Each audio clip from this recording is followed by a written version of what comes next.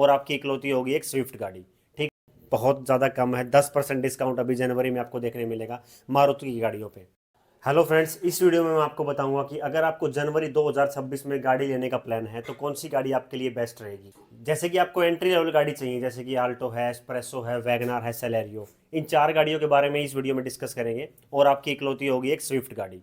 ठीक है, तो 5वीं गाड़ी होगी आपकी स्विफ्ट। तो इन 5 गाड़ियों के बारे में इस वीडियो में डिस्कस करेंगे। तो वीडियो को करते हैं स्टार्ट।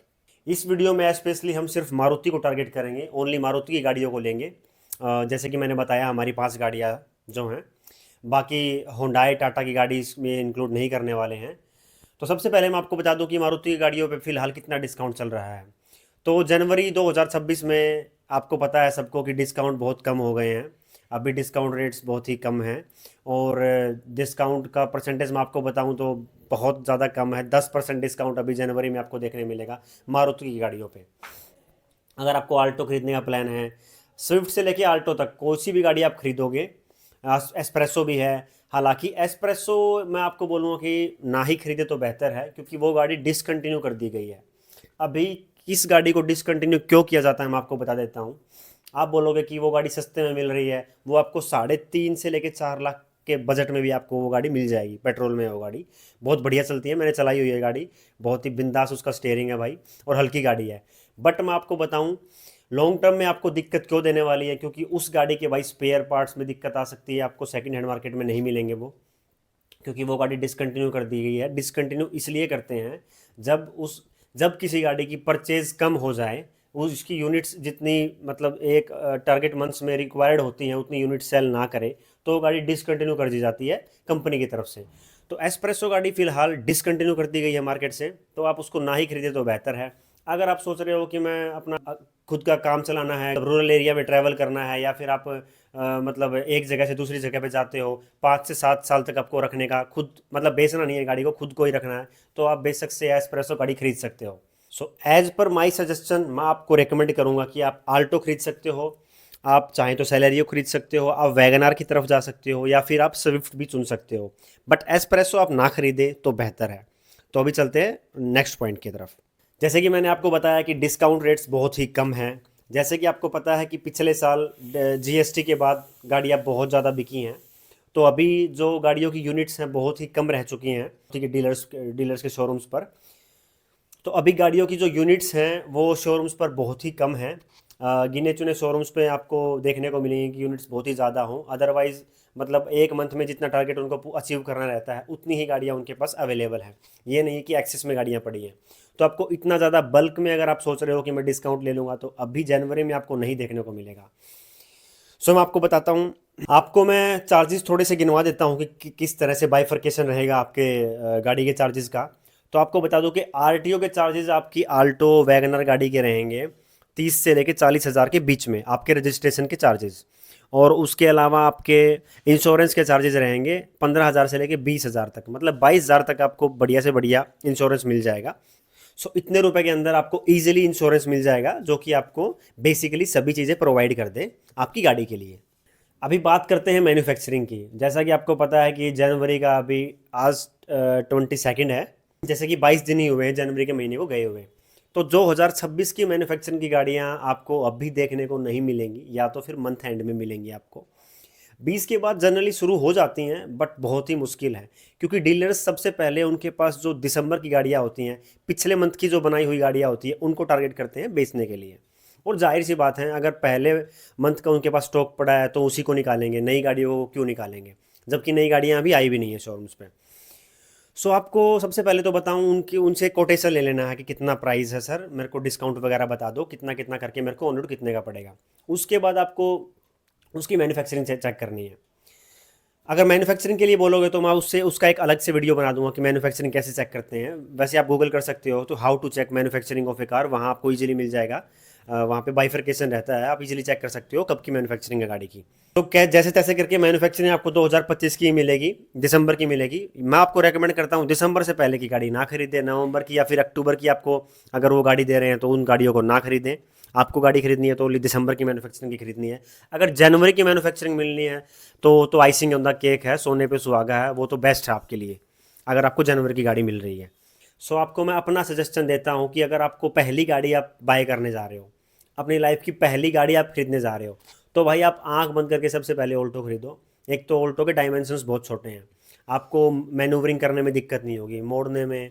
आप मतलब एक नौसिखिया हो गाड़ी को चलाते हुए, तो आपको आल्टो बेस्ट रहेगी, क्योंकि बाकी सभी गाड़ियों के एज़ कम्पेयर टू ऑल्टो थोड़े से डायमेंशंस बड़े हैं।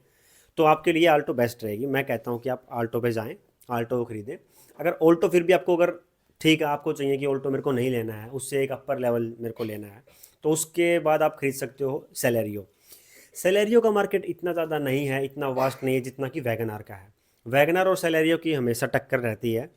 सो अगर आप फिर भी ये देखते हो कि मेरे को आगे जाने के एक टाइम के बाद आगे जा कर के मेरे को गाड़ी बेचना है, अगर आप ये सोच रहे हो एक टाइम के बाद मेरे को आगे जा कर के गाड़ी को बेचना है, तो आप सेलेरियो पे मत जाएं, क्योंकि सेलेरियो की रीसेल वैल्यू उतनी नहीं है जितनी कि वैगन आर की है।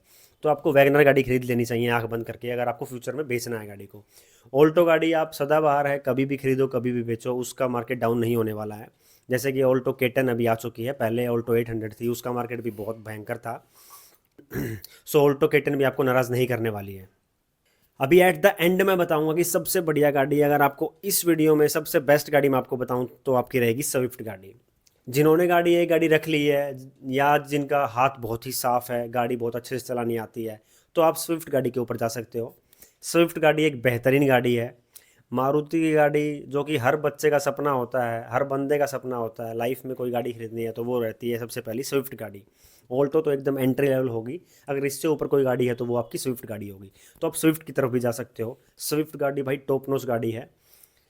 5.5-6 लाख रुपए में कोई गाड़ी आपको मिल रही है ना, बेस वेरिएंट की बात मैं कर रहा हूँ। 6 लाख तक आपको इजीली मिल जाएगी बेस वेरिएंट। 6 लाख के अंदर आपको जितनी भी चीज़ें चाहिए ना भाई, मारुति ने स्विफ्ट के अंदर दे रखी हैं। उसके अंदर भर भर के सेंसर्स दे रखे हैं, आपके सेफ्टी के नाम पे 6 एयरबैग्स दे रखे हैं।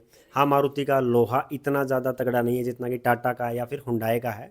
हुंडई का उतना नहीं है, बट फिर भी मारुति का उतना बढ़िया भी नहीं है अगर आप किसी भी अदर ब्रांड से कंपेयर करो तो। अभी तक की गाड़ियों में, एंट्री लेवल गाड़ियों की बात कर रहा हूँ मैं। बाकी जो बड़ी बड़ी गाड़ियाँ, ग्रैंड विटारा है, फ्रोंक्स है, उसमें तो बहुत बढ़िया आपको देखने को मिलेगा उसका लोहा। सो एंट्री लेवल गाड़ी है भाई। अगर आप सेकंड गाड़ी का प्लान कर रहे हैं, आपको दूसरी गाड़ी कोई चाहिए लाइफ में, आपने पहली गाड़ी आप मतलब चला चुके हैं लाइफ में, अगर आपका हाथ बहुत साफ हो चुका है, तो आप स्विफ्ट गाड़ी की तरफ जा सकते हो। स्विफ्ट गाड़ी भाई बहुत ही बढ़िया गाड़ी है। तो थैंक यू गाइस, इस वीडियो में इतना ही। मैं आपको एक बार फिर सजेशन दूंगा अपने, आप गाड़ी को सीधे एकदम से जा करके सेम डे कोटेशन मतलब ये फाइनल मत करें। सबसे पहले आप कोटेशन को लें, को आपको फैमिली मेम्बर को साथ लेके जाएं, आपके 1 या 2 जन जितने भी आपके फ्रेंड हैं उनको साथ में लेकर के जाएं। अच्छे से उनसे बात करें, डील ले। एक शोरूम से डील ले ली आपने, एक डीलर से ले ली, दूसरे डीलर के पास ज़रूर जाएं। आपको शोकेस करने की ज़रूरत नहीं है, आप बता देना इतने की मैंने डील ले रखी है, आप मेरे को कितना प्रोवाइड करोगे, तब कहीं जाके आपको डिस्काउंट देखने को मिलेगा। अदरवाइज़ भाई आप डिस्काउंट के मामले में मार खा जाओगे। अगर आपके पास पैसा है भाई, अंधा पैसा है, तो आप जितने का बोल रहे हो, हल्का फुल्का डिस्काउंट जितना चल रहा है उतना लेकर के गाड़ी ले सकते हो। अदरवाइज़ आपको बार्गेनिंग करनी है, आप उस कैटेगरी में आते हो जिसको बार्गेनिंग करनी है, थोड़े कम रुपए में चाहिए, तो मैं आपको रेकमेंड करूँगा कि थोड़ा आप 1 महीना रुक भी लें। 1 महीना नहीं, आप फाइनेंशियल ईयर को एंड होने दें। आपको पता है साल में 2 बार डिस्काउंट आता है, सबसे भयंकर तो आता है दिसंबर में। दिसंबर के बाद अगर किसी महीने में आपका डिस्काउंट आता है तो वो आता है मार्च में।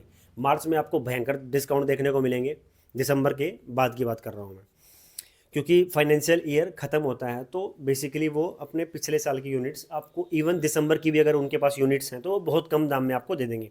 आपको ईजिली मार्च में 25,000 रुपये का डिस्काउंट तो मिनिमम मिल जाएगा। आप नेगोशिएशन करोगे, या फिर ईजिली वो 15 से 20,000 रुपये तो वैसे भी दे देंगे, और आप ऊपर 10,000 रुपये उनसे वैसे भी करवा सकते हो नेगोशिएट करके। तो आपको 25 से 30,000 रुपये का डिस्काउंट मार्च में ईजिली मिल जाएगा।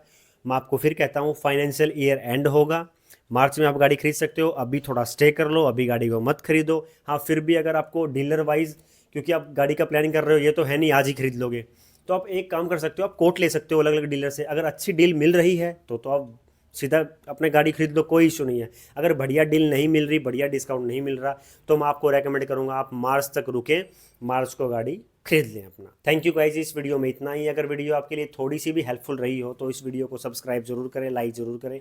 आपका एक सब्सक्राइब हमारा बहुत ज़्यादा मोटिवेशन बढ़ाता है। Thank you for this video.